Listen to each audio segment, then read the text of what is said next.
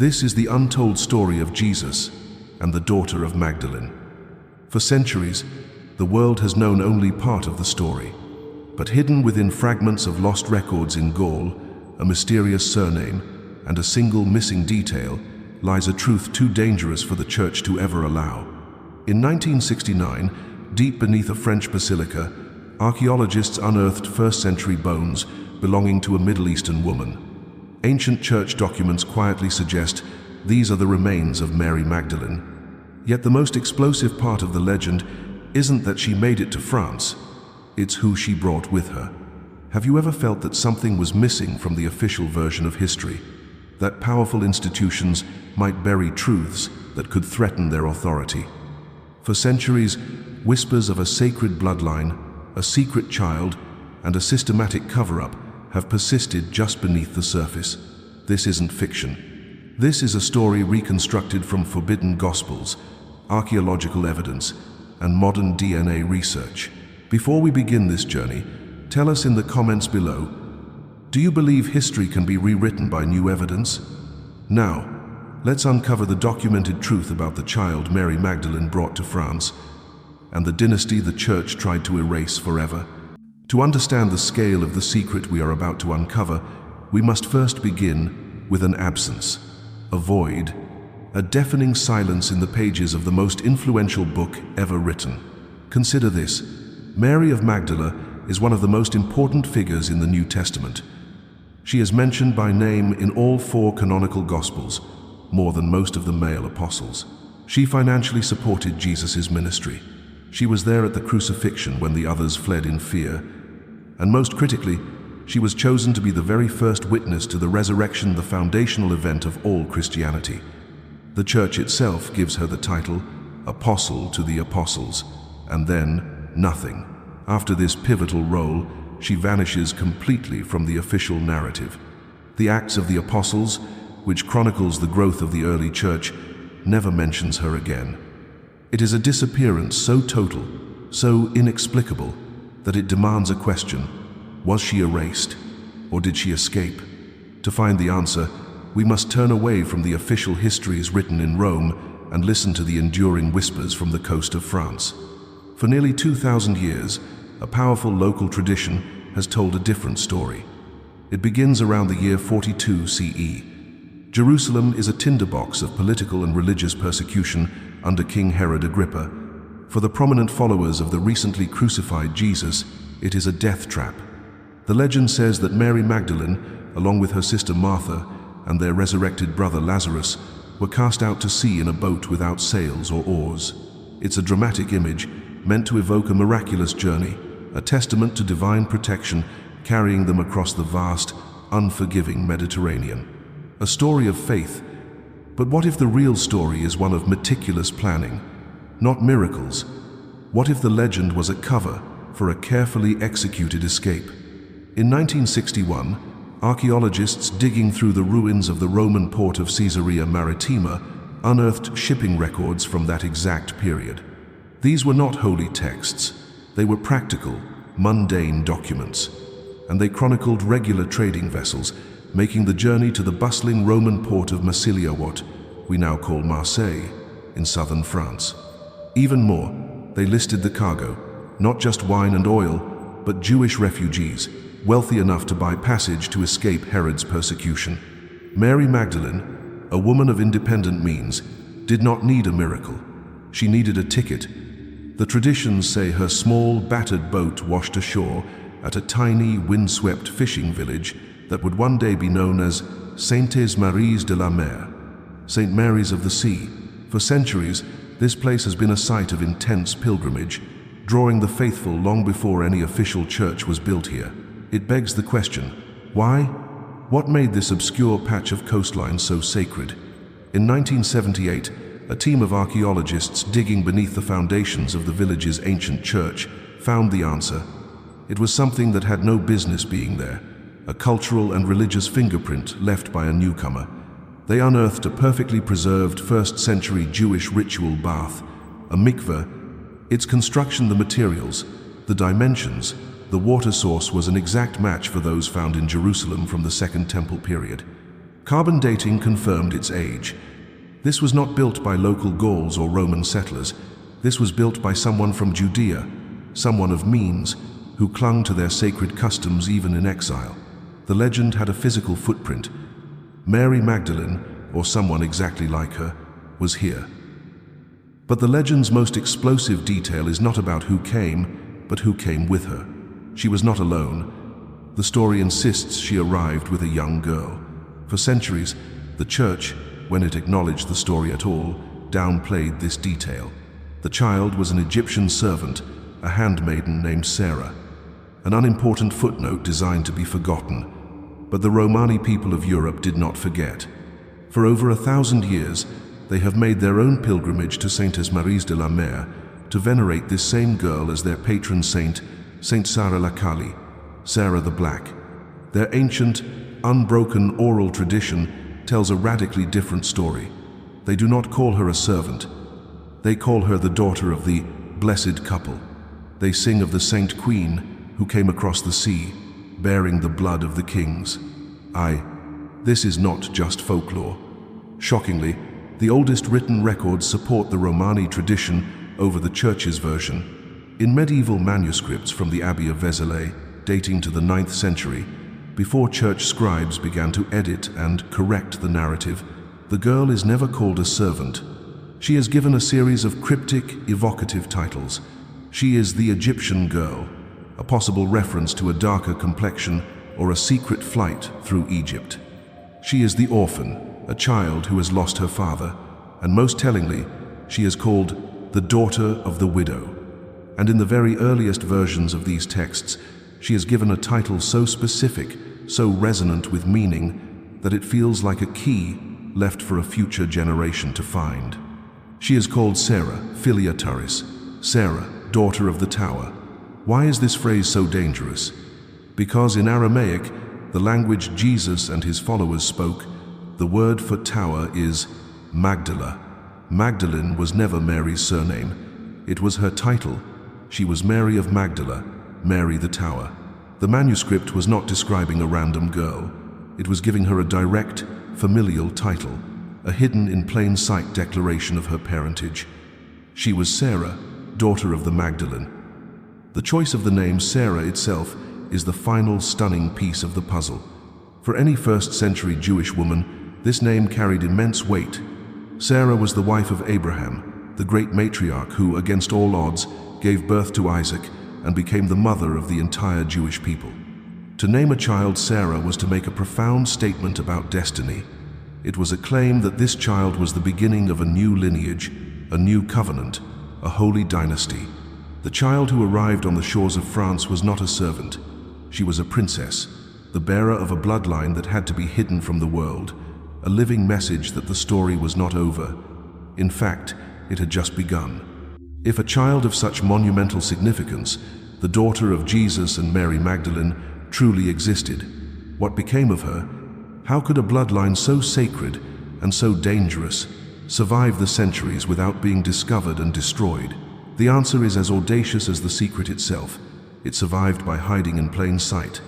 It was woven into the very fabric of European nobility through strategic marriages, its story preserved not in public texts, but in the guarded oral traditions of powerful families and the coded beliefs of mystical societies. The evidence is not found in one place, but in a pattern of uprisings, purges, and systematic destructions that reveal the Church's frantic, centuries-long effort to extinguish a flame it could never quite put out. Our first glimpse of this hidden dynasty emerges centuries earlier than you might expect, in the mysterious royal court of the Merovingian kings. Ruling over the Franks from the 5th to the 8th century, the Merovingians were unlike any other European royalty. Known as the long-haired kings, they refused to cut their hair, believing it held their power a tradition directly echoing the Nazirite vows of ancient Israel. They claimed direct descent not from any Roman or barbarian lineage, but from the tribe of Benjamin. But their most dangerous claim was whispered, not proclaimed. When this powerful dynasty was finally overthrown by the Carolingians, it was done with the full and explicit backing of the Catholic Church in Rome. The official reason was incompetence, But a letter from Pope Zachary at the time tells a different story. He wrote that the Merovingians had to be removed because they were tainted by ancient blood and practiced customs abhorrent to Christian faith. What blood was so tainted? A shocking letter from a bishop in 623 CE, sent as a warning to the Pope, gives us the answer. He writes of the Merovingian king's dangerous claim to possess the blood of the Redeemer through the female line. In Jewish law, identity is passed through the mother. This wasn't a vague spiritual claim. It was a specific, genealogical one. The Merovingians were asserting they carried the physical blood of Jesus through his child. And for that, they were deposed and their history rewritten. Centuries later, the secret surfaced again, this time not in a royal court, but in the spiritual landscape of southern France. The region of Languedoc, in the 12th and 13th centuries, was a vibrant center of culture, poetry, and tolerance, a stark contrast to the rigid dogma of Rome. And here, a form of mystical Christianity known as Catharism flourished. To the Catholic Church, the Cathars were the ultimate heretics. But the Cathars saw themselves as the true Christians. They rejected the corrupt worldly Church of Rome and venerated a different version of the faith, one they claimed was passed down directly from the time of Christ. And at the heart of their belief system was Mary Magdalene. They did not see her as the reformed prostitute of Roman propaganda. To the Cathars, she was the true inheritor of Christ's wisdom, the bearer of the bloodline, the mother of what their sacred texts called the true vine. They believed, with absolute conviction, that her descendants, the physical fruit of that vine, lived among them in the noble houses of Languedoc. This belief was so dangerous, so existentially threatening to the authority of the Pope, that it had to be annihilated. In 1209, Pope Innocent III launched one of the most brutal and bloody campaigns in European history, the Albigensian Crusade. This was not a war of conversion, it was a war of extermination. Entire cities, like Béziers, were massacred, with one papal commander famously saying, "Kill them all, God will know his own." But a secret letter from the Pope to his generals, now resting in the Vatican archives, reveals the true, specific nature of the mission. The Pope's orders were not simply to eliminate heresy.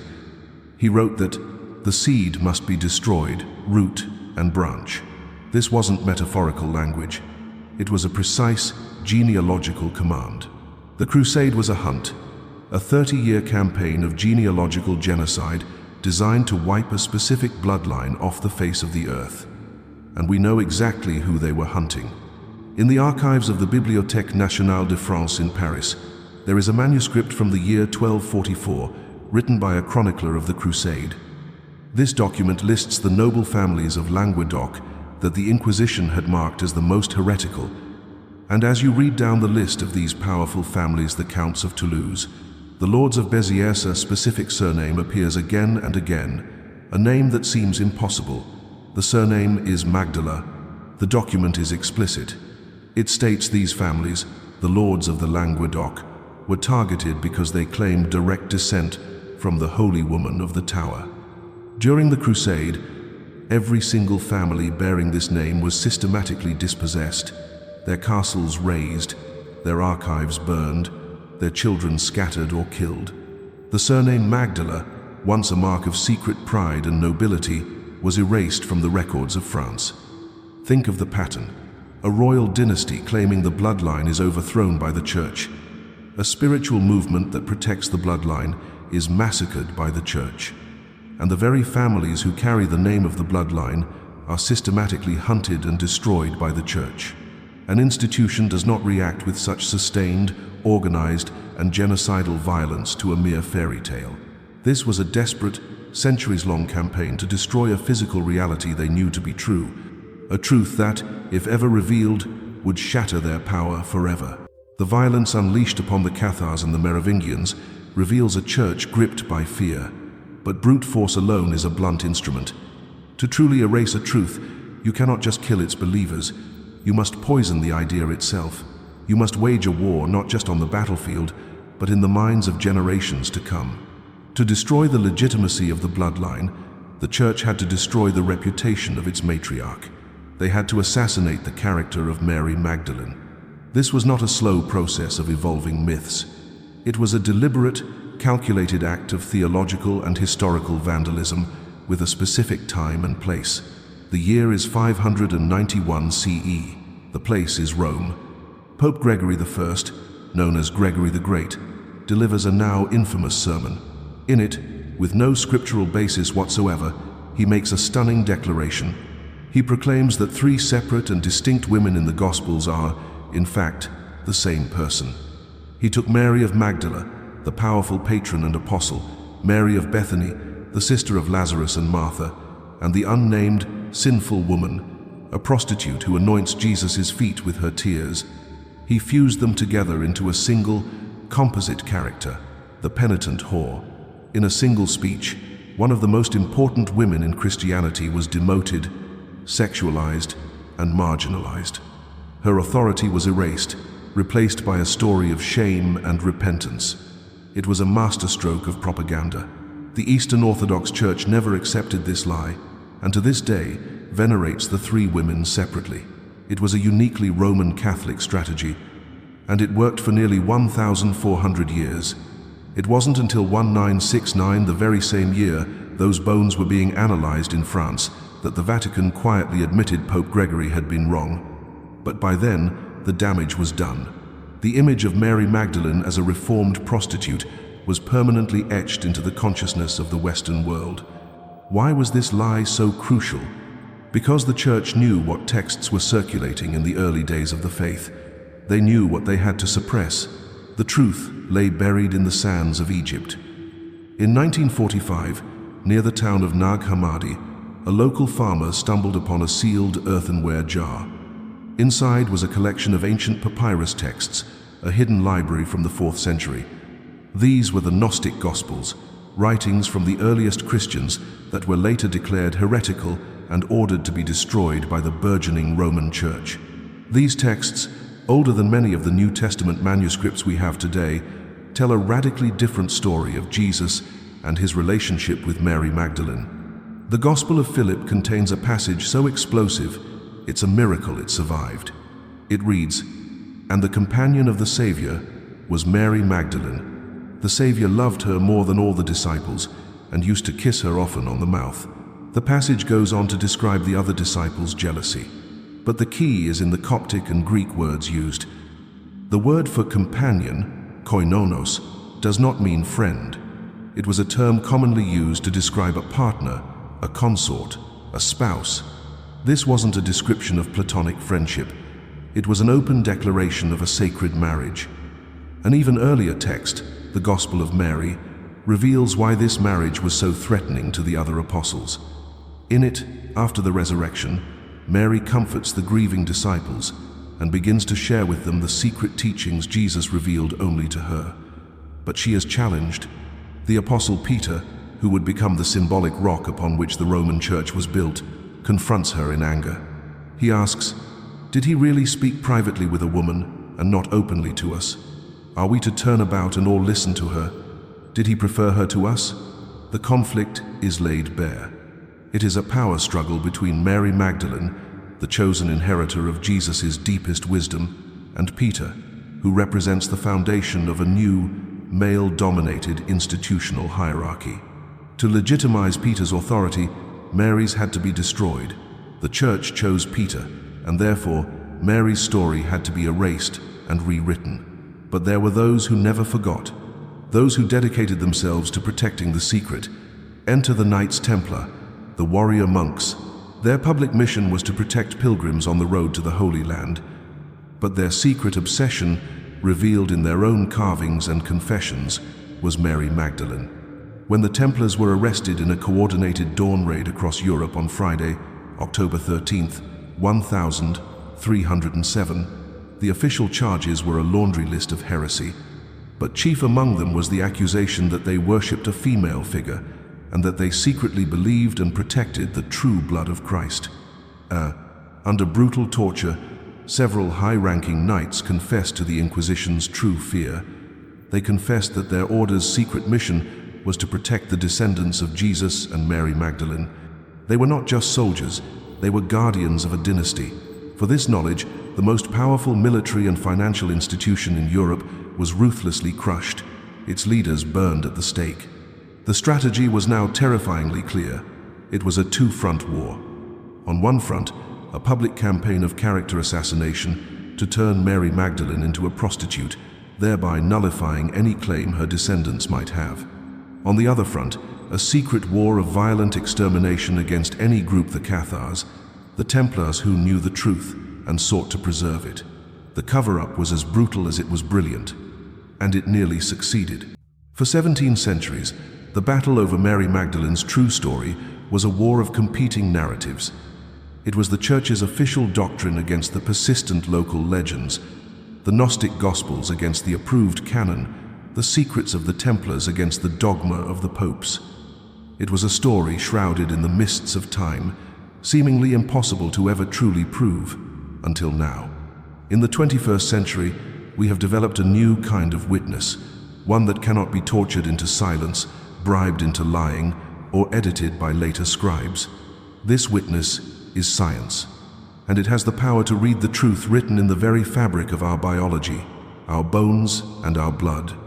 Let us return to where our story began.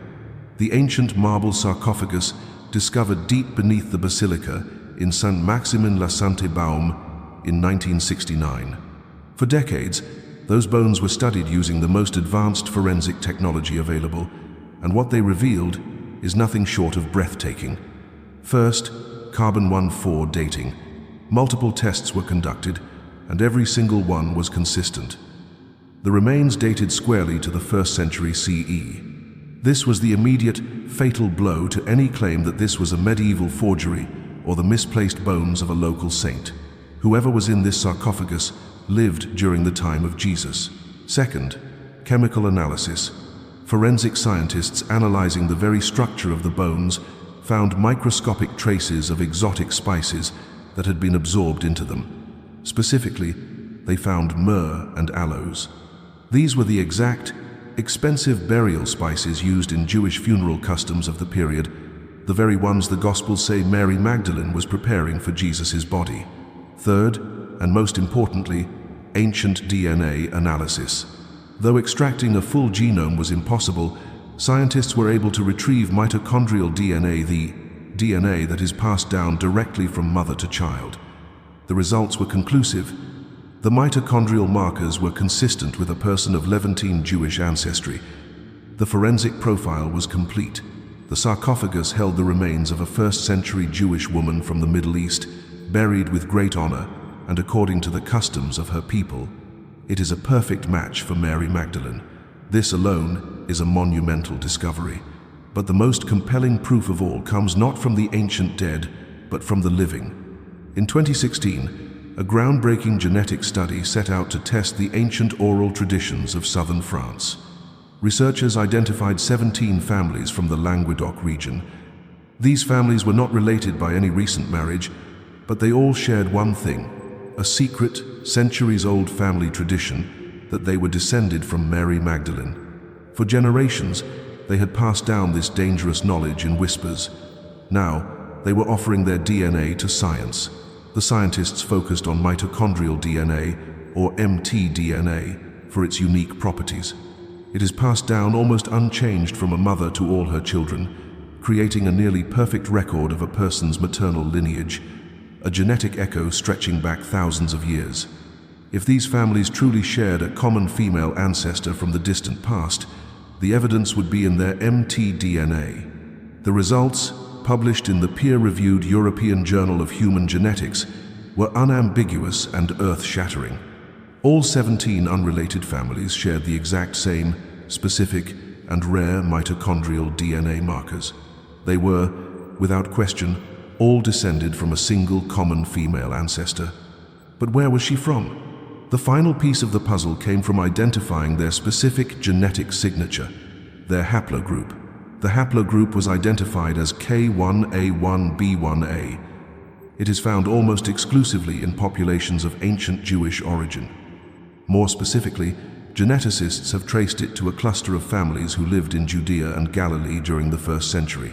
The the mathematical probability of 17 unrelated French families, all sharing this specific and ancient genetic marker, purely by chance, is less than 1 in 10 million.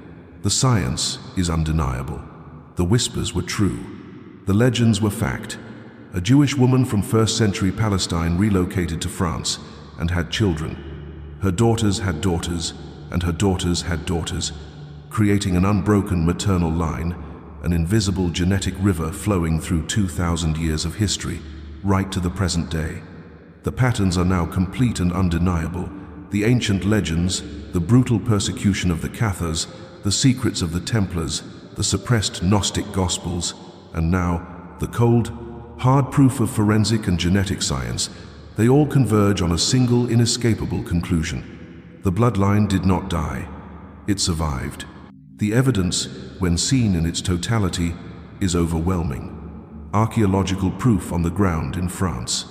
Medieval documents chronicling a systematic purge. Suppressed Gospels hidden for 1,600 years. And finally, the definitive, irrefutable link of modern DNA. They all converge on a single, inescapable conclusion. The missing detail is no longer a matter of speculation. Sarah was real, the daughter of Jesus and Mary Magdalene. She lived, she had children, and her descendants survived. This truth doesn't diminish the spiritual message of Christianity. In fact, it enhances it, presenting a faith rooted in the fullness of human love and family. It restores Mary Magdalene to her rightful place, a founder, a leader, and a matriarch. But the story is far from over. We've only scratched the surface of the secrets this truth unlocks. What were the actual teachings of Mary Magdalene? What other secrets are hidden within the Gnostic texts? Which specific noble families today might unknowingly carry this sacred DNA? This is where you come in. Our investigation continues if you want it to.